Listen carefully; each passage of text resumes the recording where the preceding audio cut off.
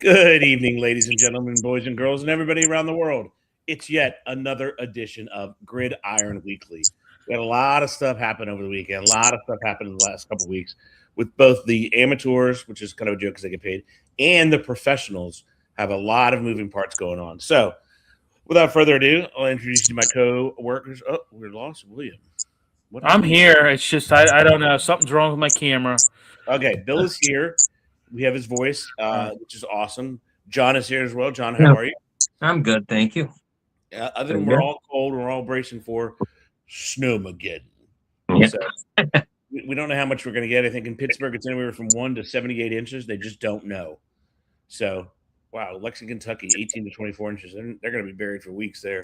Wow. All right, so we had a great game over the weekend. We all correctly bet that Miami was not going to get blown out, and we correctly bet that they made the correct call that Miami was not going to get blown out, and they didn't.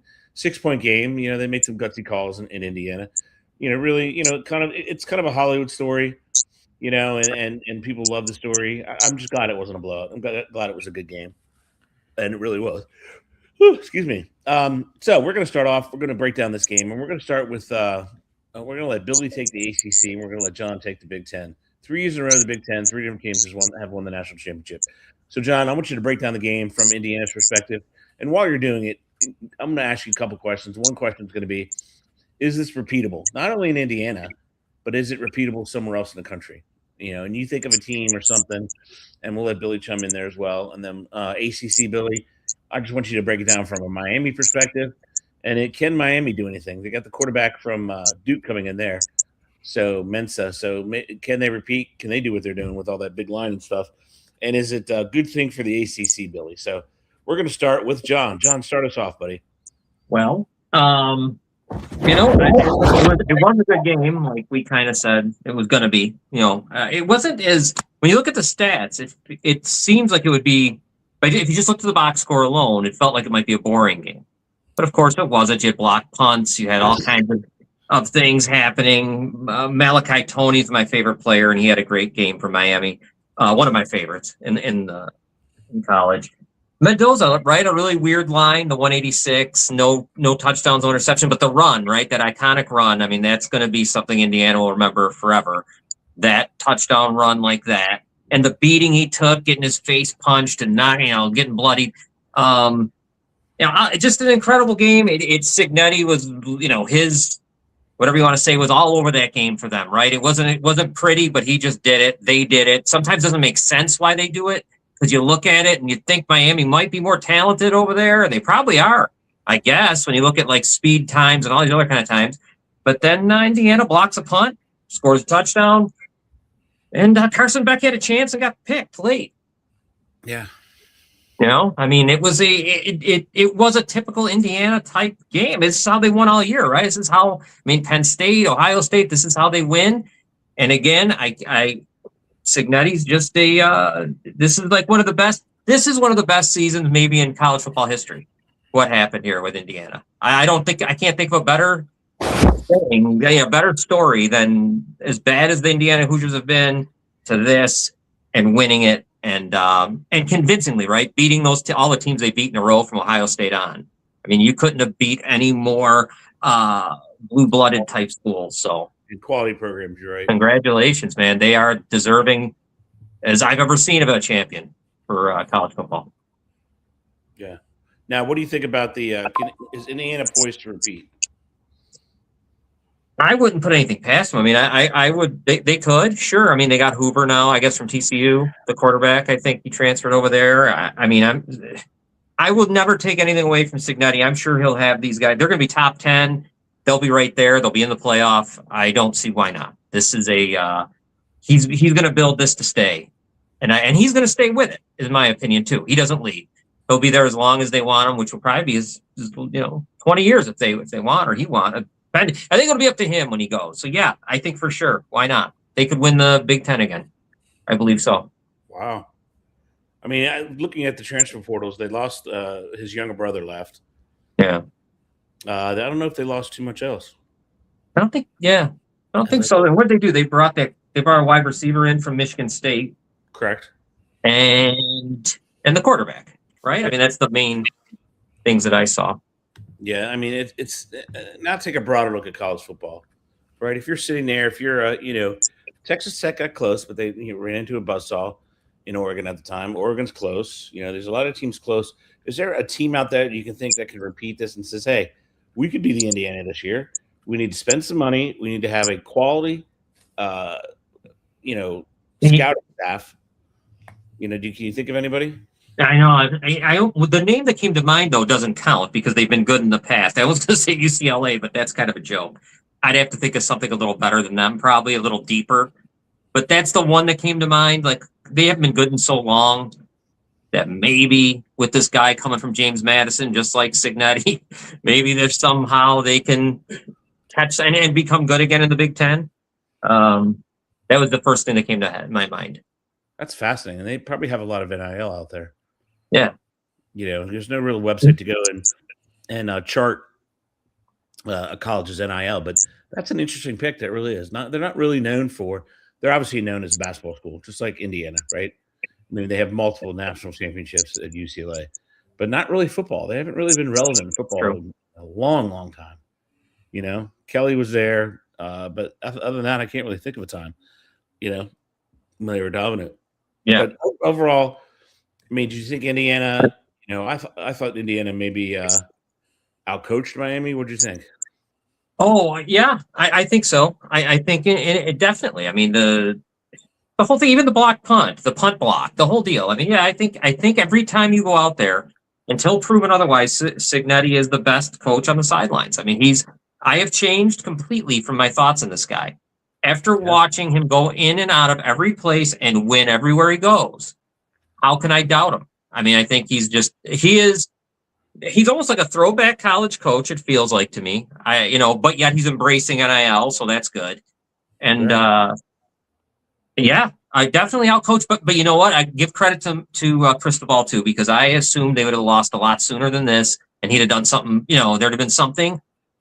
They really, solidified themselves too as being a top 10, and why not? Why can't they be back again?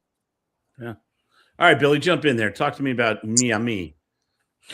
Well, I knew it was early on it was a defensive struggle, but I picked Indiana to win, as you guys know.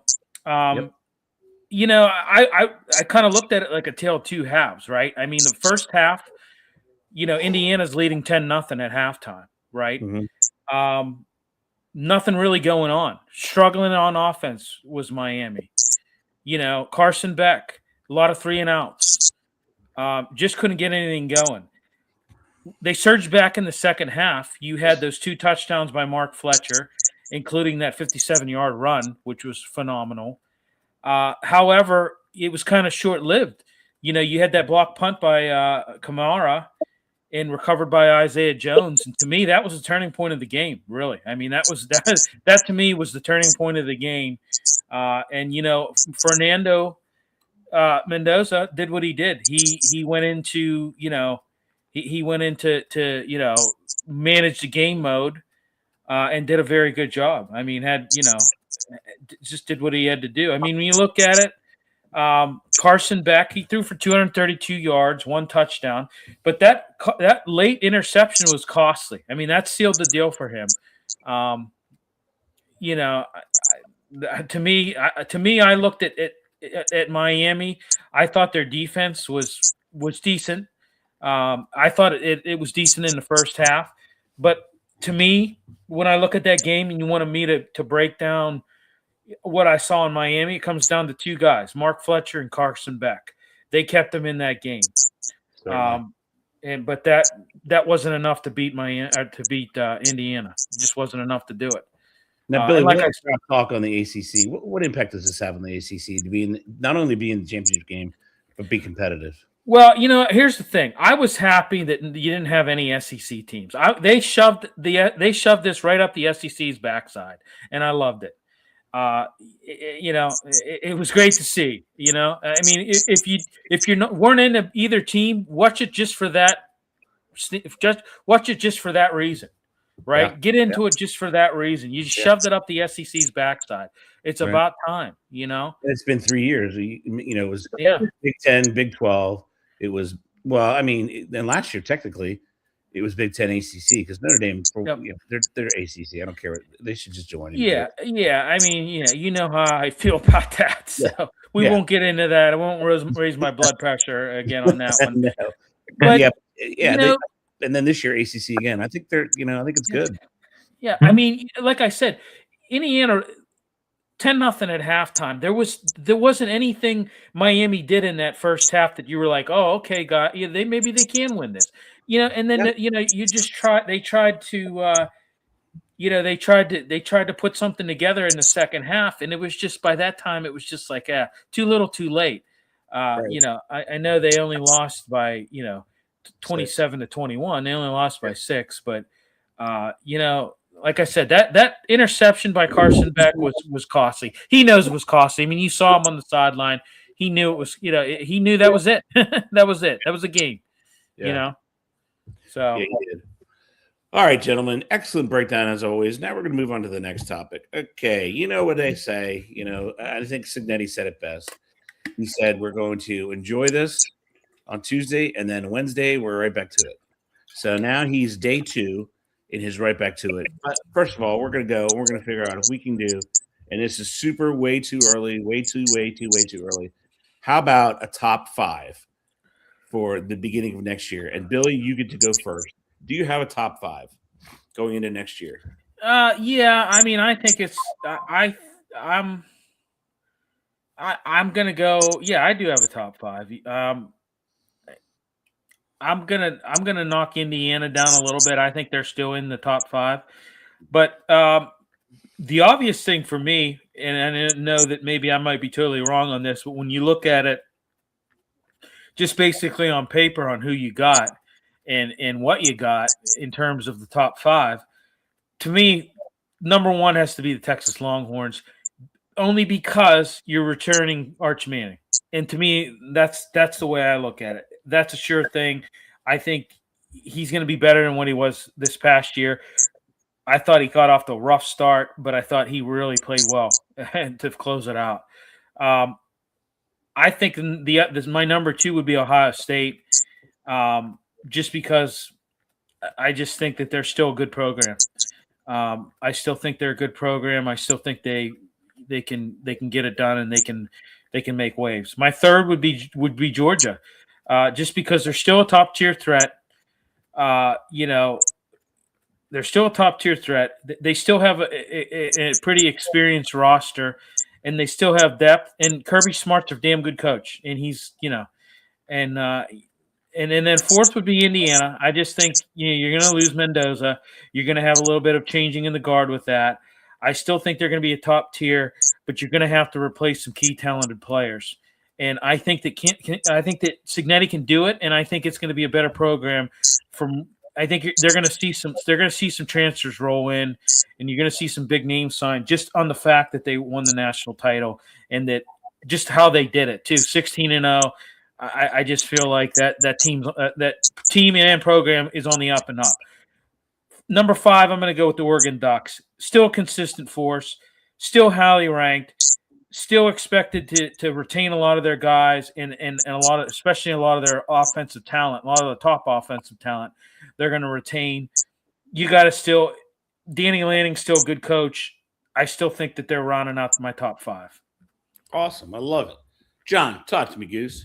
What you got for your top 10? I got almost the same except 1. I got Indiana number 1, but I'm just going to put them at 1 because I'll leave them at 1. But number 2, I do have Texas for everything that Bill said. Texas, I think Arch Manning started to look like the guy we thought he would be in the last 4 or 5 games of the year. So I got Texas there at 2. My number 3 is Notre Dame, with Carr and the running back Williams and all those defensive players coming back. I think they got 9 starters coming back, whatever. Yeah. I'm going to put them at 3. I'm sure they will anyways because they always get highly rated. I'm sure that's overrated, but I'm putting them at 3. Number 4, I like Oregon. I guess Dante Moore's back. I don't know what Raiola must be sick. I don't know what he thought. What happened there when he leaves Nebraska? That's tough. But I got Oregon at 4 and Ohio State at 5. And I think Ohio State will still be in the mix. And they've had few good transfers. So My only one I kept out was Georgia, but of course, if I went to 6, they'd be 6. Yeah, so very close. I think that's fair. I think Indiana will start off number 1 just because they're defending national champ. But there's good, there's a lot of movement, which I think is good. And I can't wait to see Indiana's schedule because then we can predict when are they going to lose, right? Right. How long are they going to carry that streak? Because it's going to be pretty impressive if they do.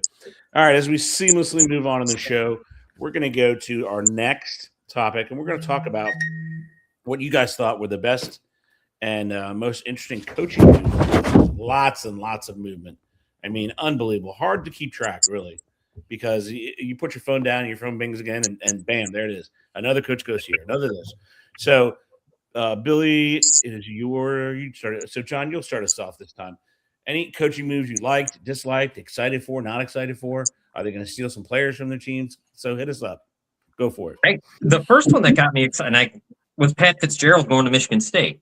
I thought that was actually very, very interesting for Michigan State and not bad because now he's got the Chicago connection there. Northwest. I kind of like that for Michigan State. Who needs to be better? I mean, it's time for them to get back to, be a little. They should be a little tougher. They should be a little more of a powerhouse to. I don't even know what they should at least be in the mix, and they kind of haven't been the last. Well, ever since what's his name got let go and all that, it kind of went downhill. I can't remember the coach's name, but when they had to leave him go.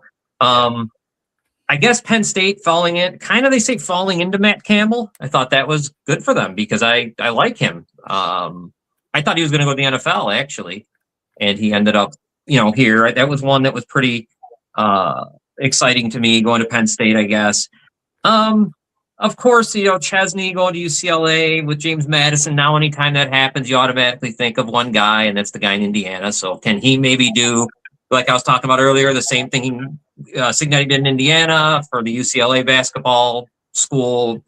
Chesney there, and I'll leave Lane Kiffin out of this, and I'm going to leave some stuff. I'll leave some stuff for Bill, but I did, I guess James Franklin ended in a good place because he can win 9 games, and everyone should be very happy with him. Yeah. Yeah, the pressure's not there. I mean, he's going to win between 8, 9, 10, 11 every year.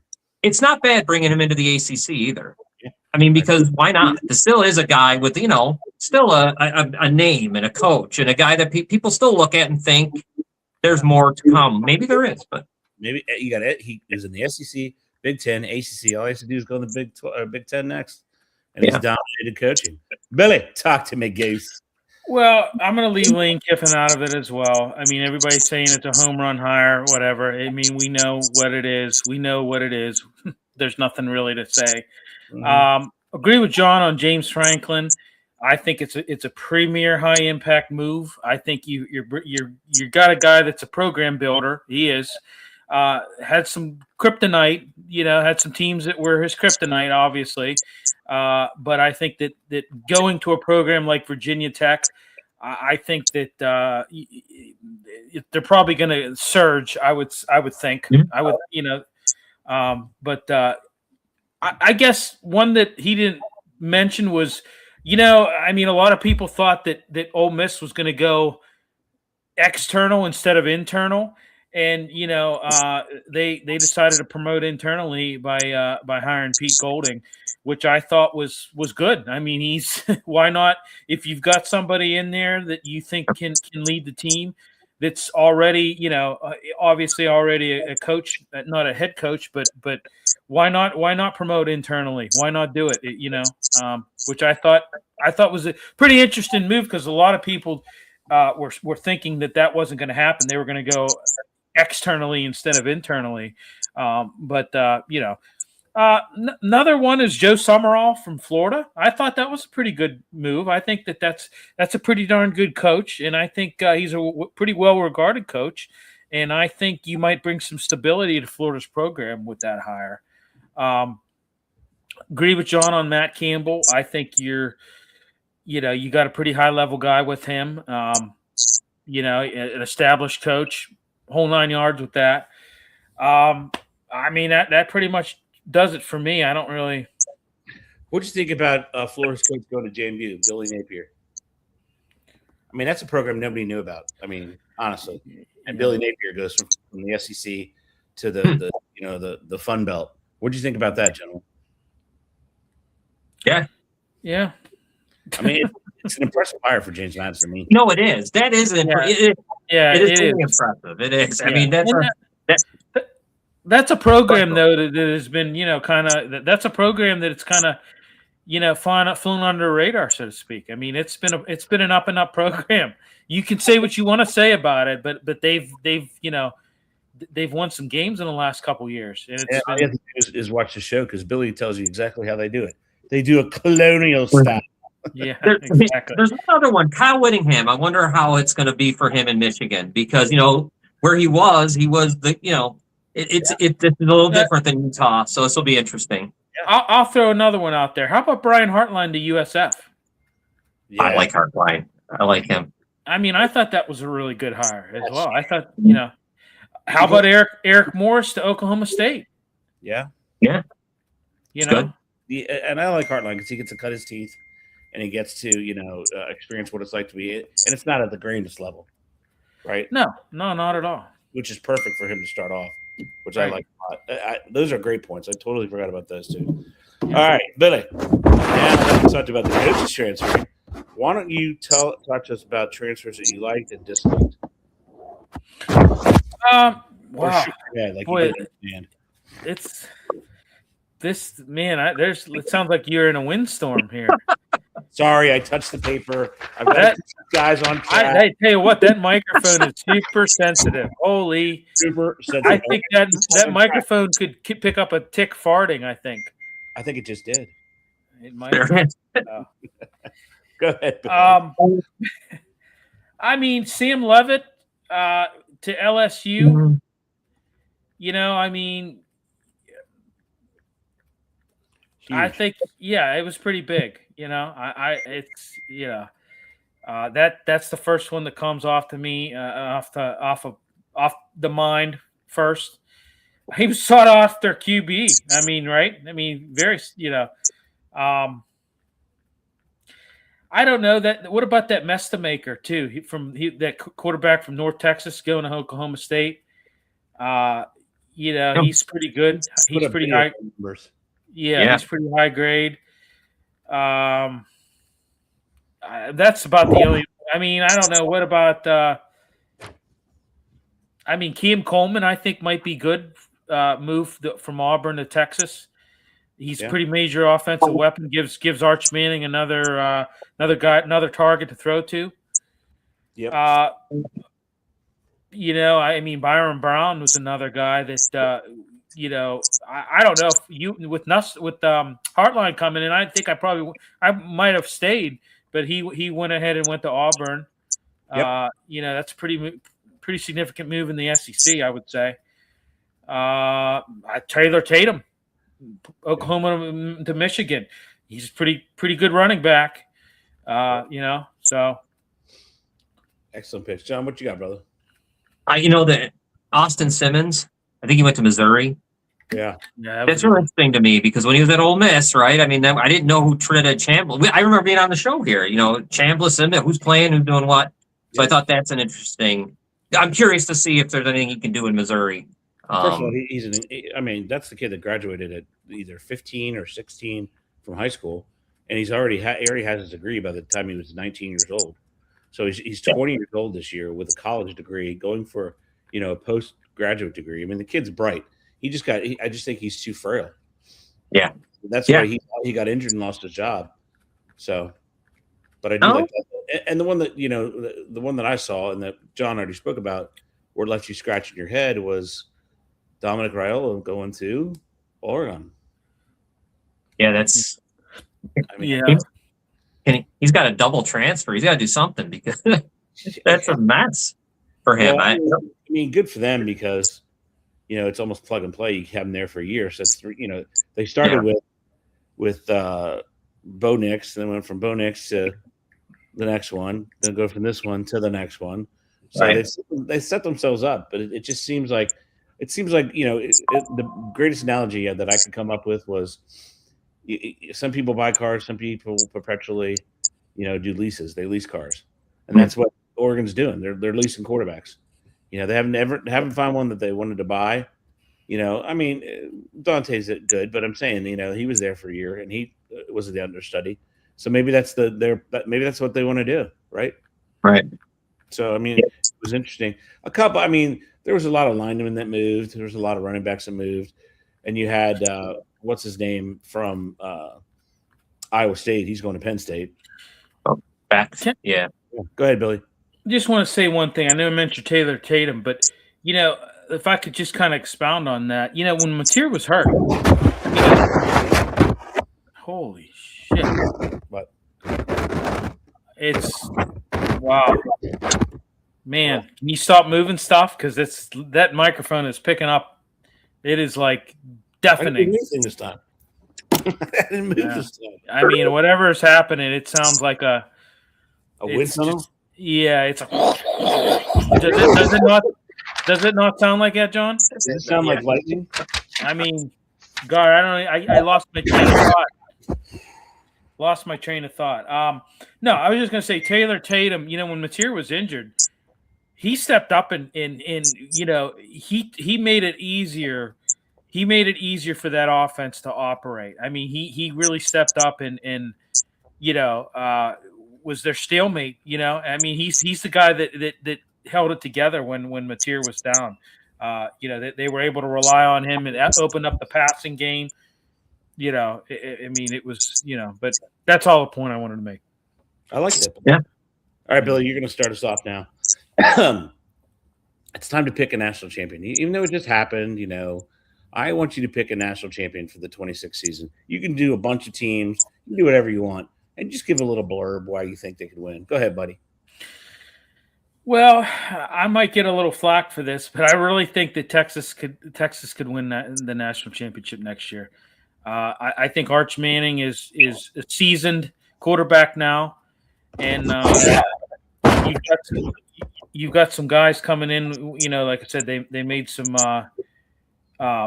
moves. Like I said, you got a very, very good wideout in Cam Coleman coming in there, and I think that I think that they could win a national championship again. All right, a national championship. Any others, buddy? Man, it's really hard. I'm hearing a lot of just craziness going on here.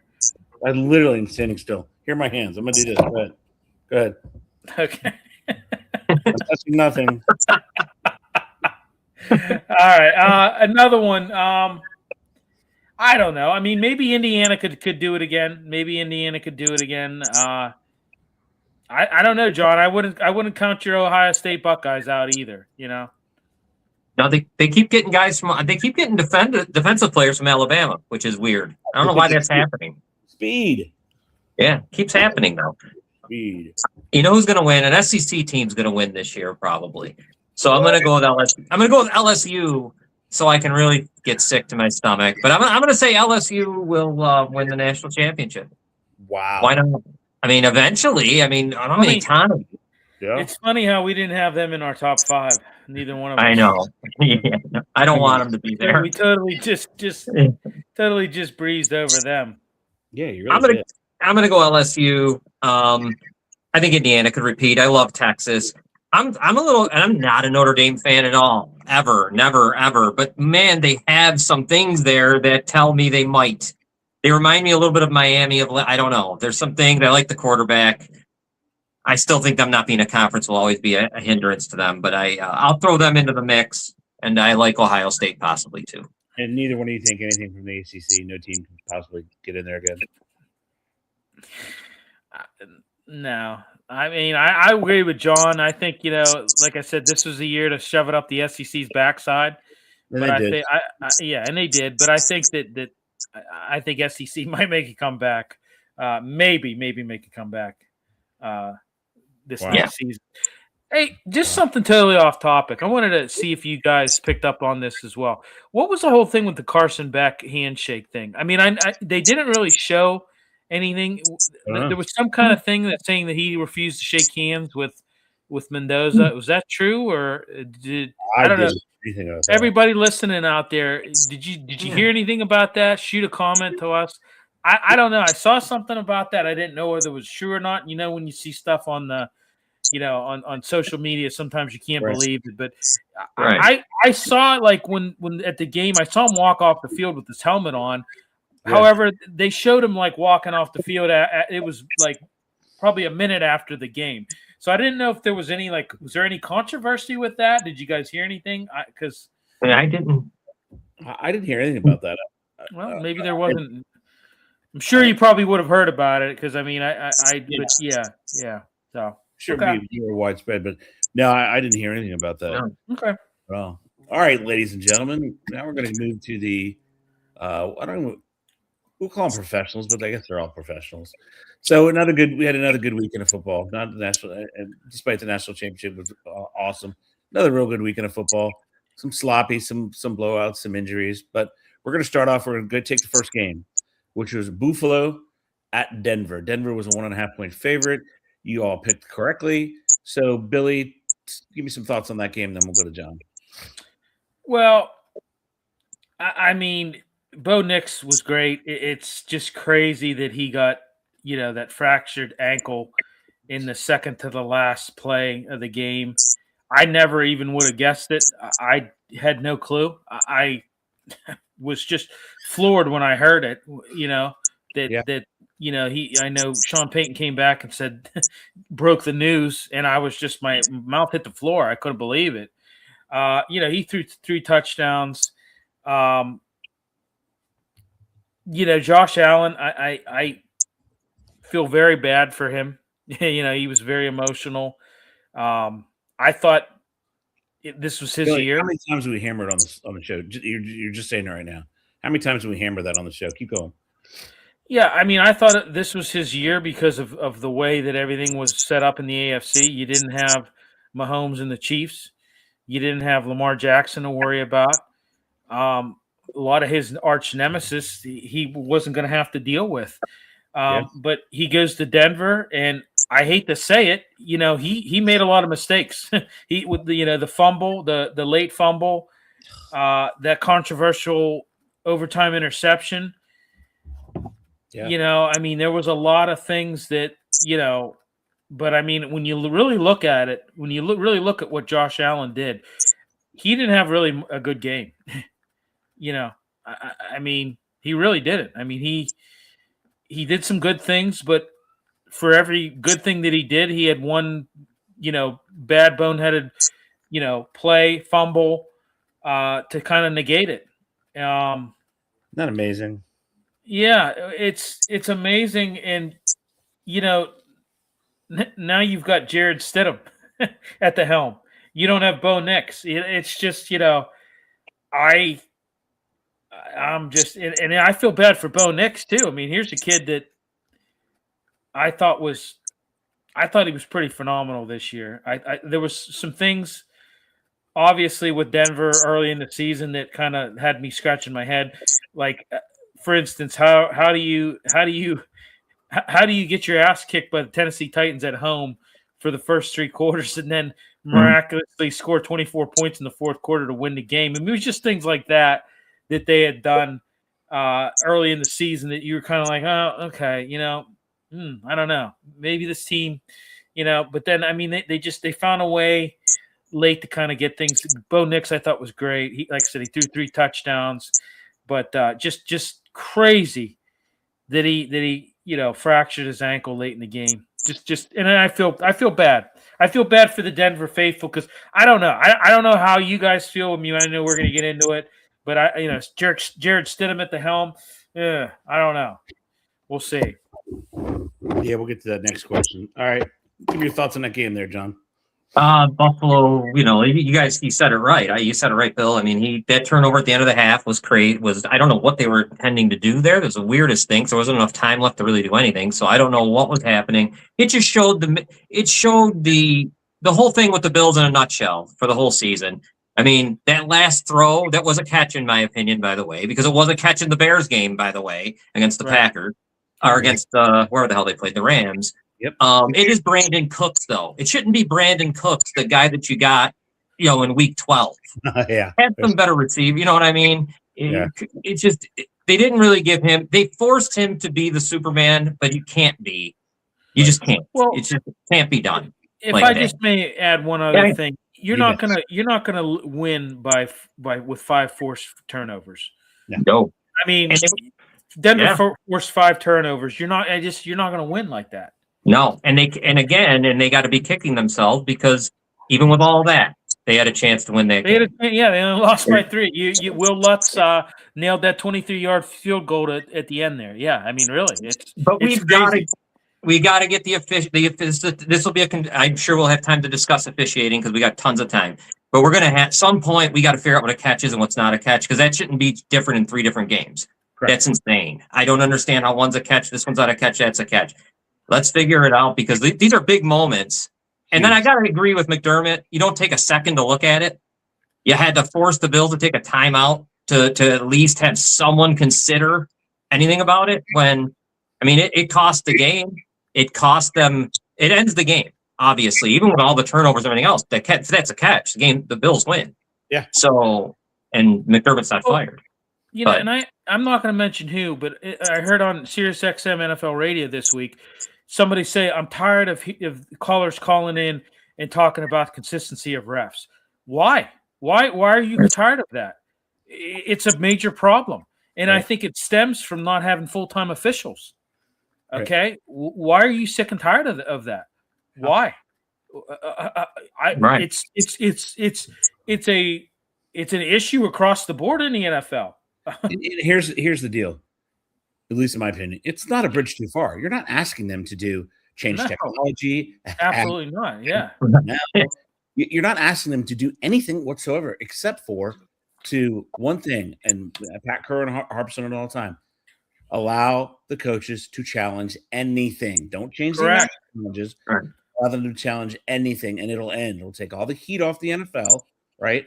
And the coaches will feel like they're involved, and then they'll have to answer, well, why didn't you charge? Why didn't you challenge that? There's no, I don't think I could. There's none at all. You challenge absolutely everything. And I just got to help Kira. Go ahead, Bill. Why don't they have problems like this in the CFL? You never hear anything about officiating the CFL.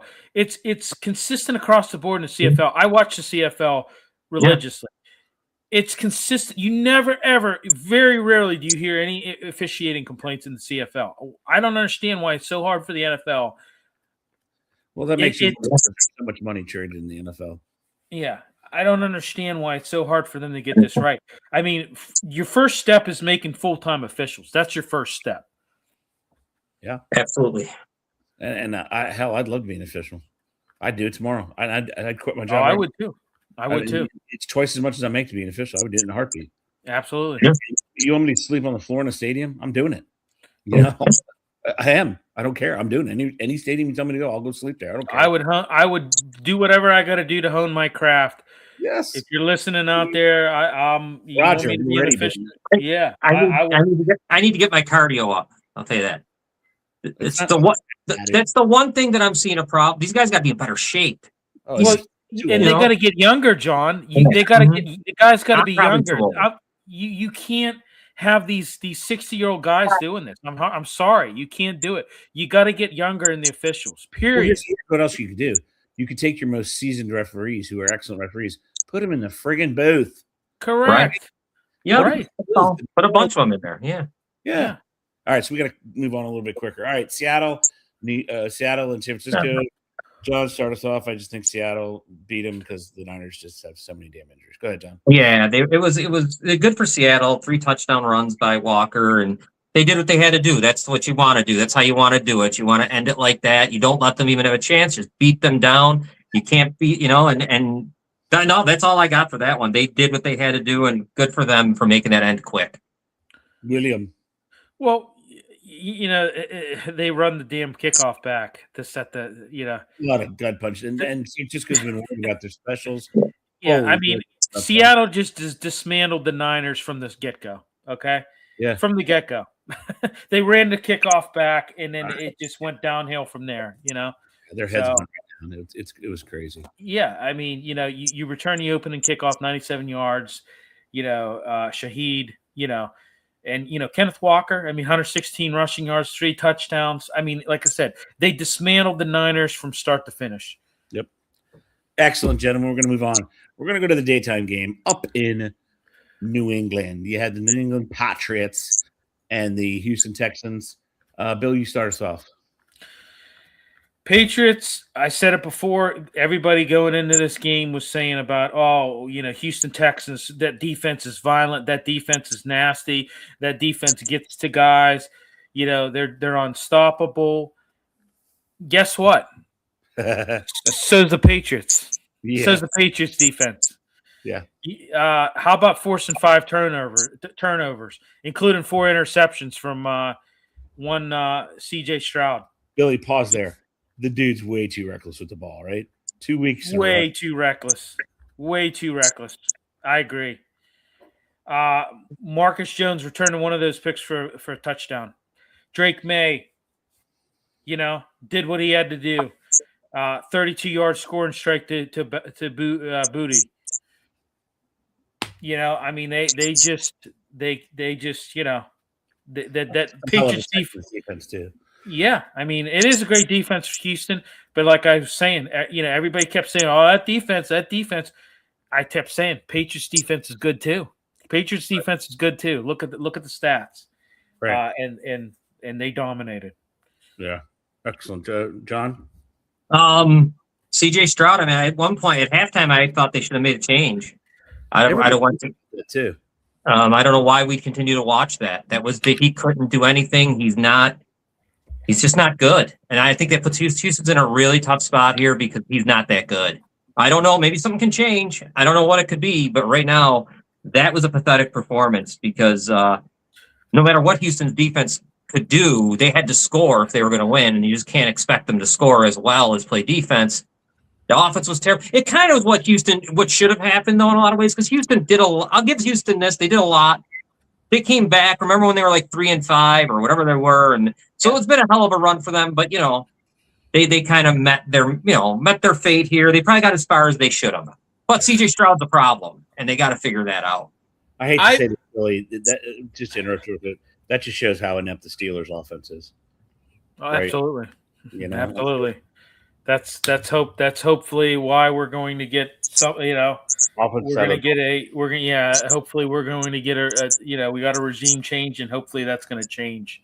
All right, just keep going. No, that's good. I don't know. Other than that, it was a shitty game. It was kind of a boring game. It wasn't that great. It was, I don't know. It was nothing for me. New England didn't really show me a hell of a lot. They beat a team that really couldn't get out of their own way as well. Offensively, that team is challenged. And they were challenged. They've been challenged. And then you don't have Collins there. And you're running around with whoever you have at wide receiver. Marks isn't exactly – they need something. They got to do something on the offensive side of the ball. If you have a championship defense, just at least get to be mediocre. CJ Stroud, though, to me, is I don't know what to say about that guy anymore.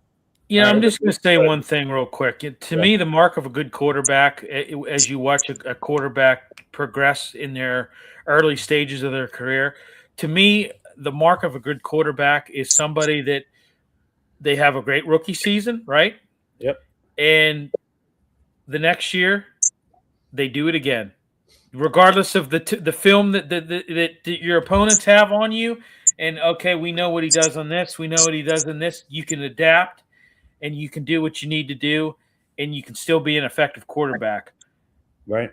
When you look at a guy like CJ Stroud, who had that Cinderella season, his rookie year, and then had a sophomore slump, and then this year really still couldn't get it together, you have to just say, you know what?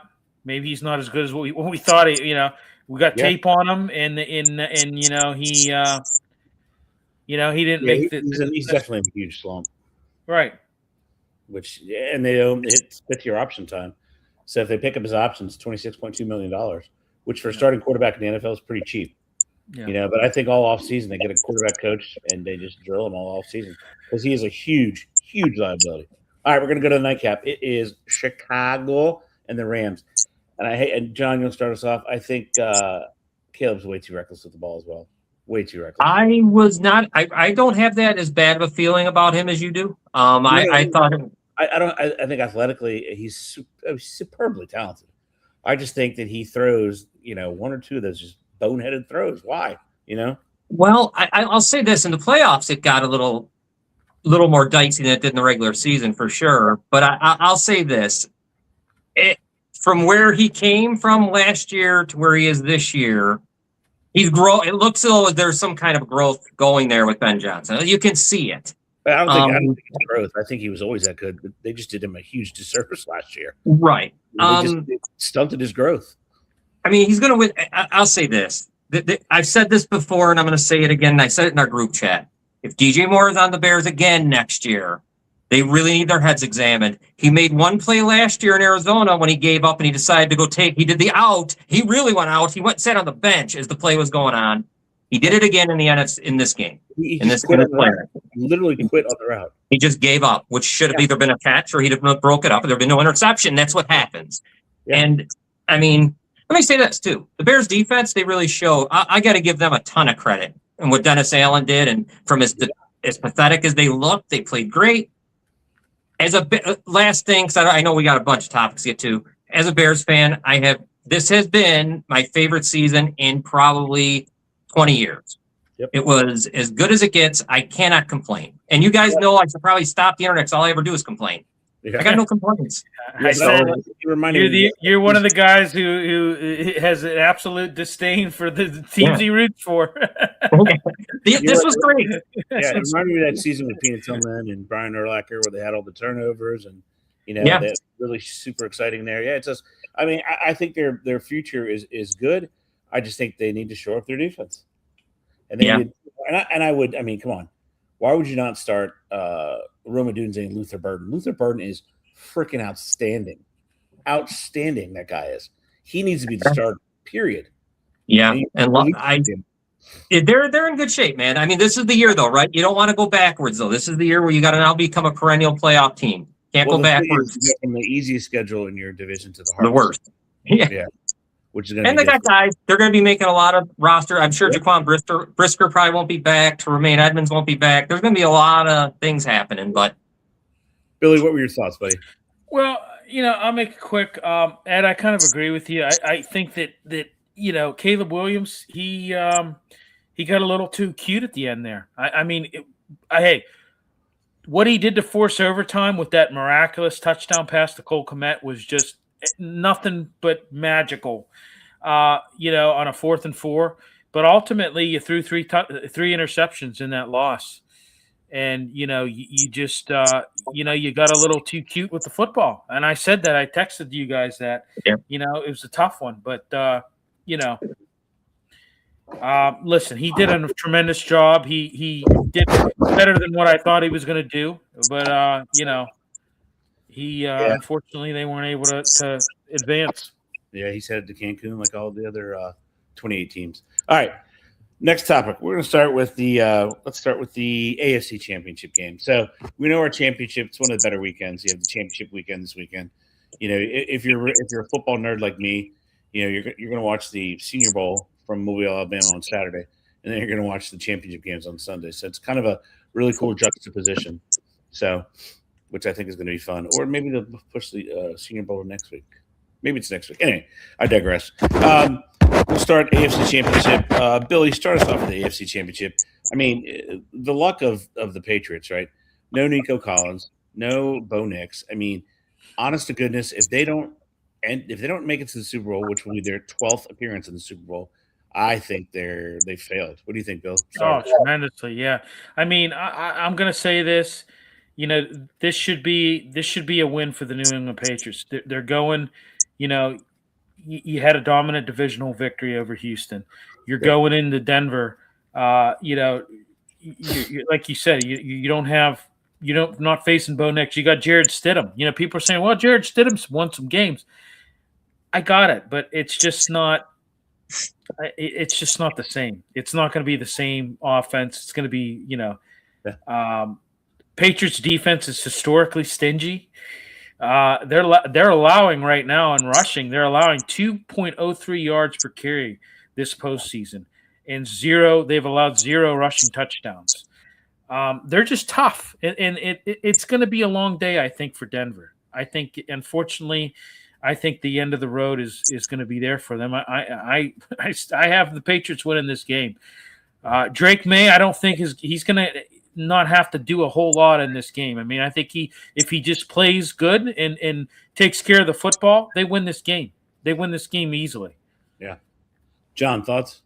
Yeah, definitely. I mean, they're going to need extra possessions, Denver, right? They're going to need some defensive scores. They're going to need some crazy stuff to happen, some punt returns, something like that. And also, I think if Stidham can get if he has a QBR rating of 85 or better, just at 85 or better, that's Bo Nix. So if he can keep it around there, and maybe somehow you get some craziness, maybe, I don't know, but chances are New England's winning this game. It's too bad. It's a shame because I really think Denver would have won if Bo Nix was here. But agreed. Totally agree. Combining two questions essentially. So you guys both have New England. They're favored by 4.5. You both have New England covering the spread as well. I'm going to go Denver. Give me the points in Denver because I'm going to go Stidham will be able to keep that percent. I don't think he's going to be a liability. I think he can manage. It won't be enough because they're going to force him to win, but I think they can keep it. The defense, if it's that good, they should be able to keep it that tight. Wow. Bill. I don't think that. I think, yeah. I don't think that. No. Billy says no. All right. Wishful thinking here. Go to the next game. You have Santa Louis going to their division foe. They split the regular season, and I think Niners won the first game, or Rams won the first game, and the Seahawks won the second game. So I don't know what that tells you. But anyway, John, start us off. What do you think? Who do you like, and who's winning that? I like the Rams. I do like them to win. I think we're gonna get a little vintage. Seattle's favored by 2.5 at home. Sorry, go ahead. Yeah, I'm gonna take the Rams. I'll take the points, and I think they're gonna win outright. I think we're gonna get a Sam Darnold game. I'm looking for one of those old-fashioned Darnold down the tubes. So he'll go down the tubes here. I don't think Seattle's defense will be enough to withstand his probably something that'll happen on the field that he'll be ashamed. People don't want to see. So I'm going to go with the Rams, and I think I do think all around they're better. I think all around they're better if they're healthy. Puka, the whole deal. I think it'll put pressure, and I like the Rams. I just think Matthew is on a friggin' tear. Yeah, an absolute friggin' tear. All right, Billy, who you got, Bubba?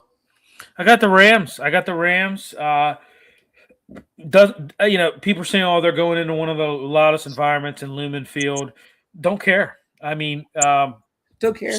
Yeah. I mean, Sam Darnold's still dealing with that oblique. When you look at it, and Ed, you were talking about their matchups throughout this season. One thing I noticed in their matchup, Seattle's defense struggled with tackling in their first meeting against the Rams. Their tackling was terrible. And he had 77 dropbacks with 0 sacks. Matthew Stafford did. Yeah. Wow. I really believe they're going to go in there and they're going to win. I agree with you. Matthew Stafford is just on a tear. This guy, I mean, from where he was at the start of the season with this back issue that everybody said was going to hinder him all year, and miraculously that wasn't even a factor, in the whole thing. It was. I mean, everybody kept harping on. I remember when they were in camps, listening to Sirius XM, they were saying, "Oh, this is going to be a big concern for them this year. This back problem." He's, and God, he's got the healing he's got the healing properties of Superman. Obviously, really? They talk about Josh Allen. He's the Superman too. I mean, Yeah. So, all right. Since we're combining questions and jumping around a little bit, so. MVP, MVP of the league. I think I'm going to give to Stafford. I don't know about you guys. What do you think? That's my either him or May. And they could both meet in the Super Bowl. I think they will be. Yeah, I'm not crazy about this year's. I wish McCaffrey could be MVP, but I'll go with Stafford, I guess. And John, that's a fantastic point. Dude had almost 500 touches. Didn't get injured to the very last half of the game that he played. I agree with you. He's so, but here's the thing. That's what happens when you get an entire year to heal, right? That's true. An entire year, and he came in strong as ever. To have almost 500 touches at his age is incredible. Which unbelievable. All right, we're gonna go to this question. Then we'll only have 2 more statements after that. All right, coaching carousel. 10 coaches fired. NFL they keep firing coaches over and again. It's such a win now league more than any other league. It is an absolute win now league. Don't care. We gave you 30 seconds. Sorry, you're fired. Well, I needed a minute. We can't give you a minute. We can only give you 30 seconds. which I think is crazy. And I think some of the teams, I mean, you got rid of some longtime coaches, which I think is a breath of fresh air, can revitalize a team. Like, Ravens just introduced Minter. We'll see what he can do. I mean, it'll be, it'll be interesting.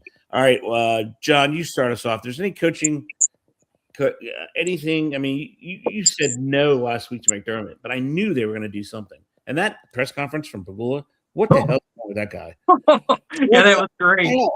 That was the most unbelievable thing I've ever seen, and I've never seen it like that from a organization. But no, that was coaches move you liked, and other ones you left you like, what the hell? Go ahead. Well, I mean, all of them, all the guys that got fired, I'm not surprised, right? I mean, I guess the one that always shocked me was Tomlin, because I never see it coming. How do I know that that's good? To me, why would it? And it did, and that was shocking, and that was good for them to move forward. The Bills too, I guess. The reason why I kept saying it, because if you live here, you're shocked. Everyone around the country we're not shocked, but for some reason, everyone here's shocked. So I guess that, and I guess one hire that surprised me is Salah going to Tennessee. I didn't see that. That kind of snuck up on me. I didn't think that. Especially with the young quarterback. Yeah, and I'm wondering where Mike McCarthy does. God, I always feel like he's one of the guys that's pretty disrespected as a coach. He's got great numbers, good everything. I thought he'd wind up in Pittsburgh maybe, but I guess that's not a possibility. He's the front runner. Is he the front runner? Okay. It is a possibility. Yeah, I like him. Yeah, I mean, I do. Go ahead, Billy. Well, I really was not shocked by Sean McDermott getting fired. I really was not at all, to be honest with you. What I am shocked about is that he hasn't gotten an interview. He still wants to coach. He has not gotten an interview by one team. No interest in any teams so far, which has shocked me. It shocks me. Jeff Hafley getting hired in Miami, I think they jumped the gun a little bit too quickly on that. They were talking about that, how he was hired, and then shortly thereafter McDermott was fired, and they should have went after McDermott, but they already hired Hafley. I heard, that was a big thing. To just clear up everything, Mike Tomlin, he wasn't fired. He stepped down. I mean, they met that following day.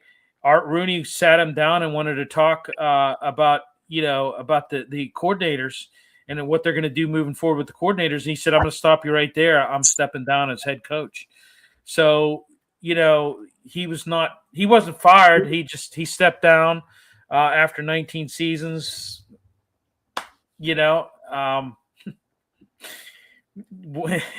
great. I mean, it is what it is. I mean, it should have happened a while ago, but other than that, I mean, I wasn't really too shocked. I agree with John. I was shocked about Robert Saleh. I didn't see that coming. I didn't even think what's that?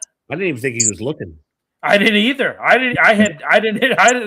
thought he was staying put. I mean, everything. Boom. I mean, it happened. Yeah. I mean, it was just like I thought when I heard it on the radio, I was like, did I hear that correctly? Right. Stefanski going to Atlanta. Huge. I thought that was good. I would have liked to see him. I would have liked to see the Steelers my Steelers take a shot at giving him an interview. I get, I don't know. I don't know whether it's a Cowher thing. When Cowher stepped down as coach of the Steelers back in the day, he made a promise to the Rooneys that he wouldn't take any jobs in the division. He actually did that. So I don't know whether maybe Stefanski made a promise to that idiot owner that hey, I'm not gonna take any jobs within the division. But I would have, if I was the Steelers, I would have tried to. I said it before. What I would have done was try to get him in a package deal with Jim Schwartz as well as the DC. Right. And I would have. I don't know, but more than half have been filled. Right. Yeah. Tennessee, Miami, Atlanta, Baltimore, and New York. So 5 are filled out of 10. It's going to be interesting. I think they're waiting for the championship weekend to be over. And then I think we'll see a flurry of interviews. All right, last question for both of you. Defensive player of the year, who you got? Myles Garrett. Yeah, Billy. Yeah, I got to give it to Myles Garrett. I mean, I hate, Yeah. He was dominant this year. He got the record, and he did it in great fashion, in dominating fashion. So the last one, offensive player of the year. I'm just going to pose a scenario. You can agree or disagree. Do you think it's down to two people, or do you think they had McCaffrey in there? Because I would think, knowing the NFL and their obsession with quarterbacks, I would think Drake May and Matthew Stafford, they split, one for each, one for one for the other. Or would you do, very deserving McCaffrey as offensive player of the year, and then one of the quarterbacks for MVP? What do you guys think? Bill, you go first. I kind of agree with John. You got to give kudos to McCaffrey. What he did this year, you really do. That can't go unnoticed, in my opinion. That cannot go unnoticed. So I would include him. I think he's included on the MVP list. Huh? He's included on it's him and 4 quarterbacks. Yeah. I like it. I mean, he should be on there. Yeah. Like I said, what he did, what his accomplishments this year and how he did it should not go unnoticed. It would be a crime if he wasn't on that list. He finished with 450 some odd touches. Amazing. Yeah. Amazing. John, what you got, bro? Mine's McCaffrey for that. I mean, if Drake May doesn't win the MVP, I mean, he'll be back another time. Also, I'm not even, I look at the numbers and I look at the teams. I don't know if we really break down that whole season. I'm not quite sure what I want to think of that. But, if I think May is better than McCaffrey, both, and if I could somehow put them together, side by side, I know it's running back, quarterback, but you're right. McCaffrey, he needs some. Yeah, you're right. It's also hard with Drake May. He did have the easy schedule because they were the last place team. So there is that. We'll see, what he and both Caleb do next year with that number 1 schedule when they're playing, quality every week. Every week. You can't overlook Stafford. I mean, you cannot overlook what Stafford has done. He's just been on a totally tear all season long, and he's had to go up against some stiff competition, no doubt. Yes, the division alone had 3 very good teams. Correct, and it shows because 2 of them in the championship. Yep, which shows. But yeah, all right, ladies and gentlemen, we're done for now. Watch lots of football. Take the advice of William and Juan, and do your bets because you're going to win. And we will see you next Thursday for the first part of the Super Bowl preview. Lights out button. See y'all.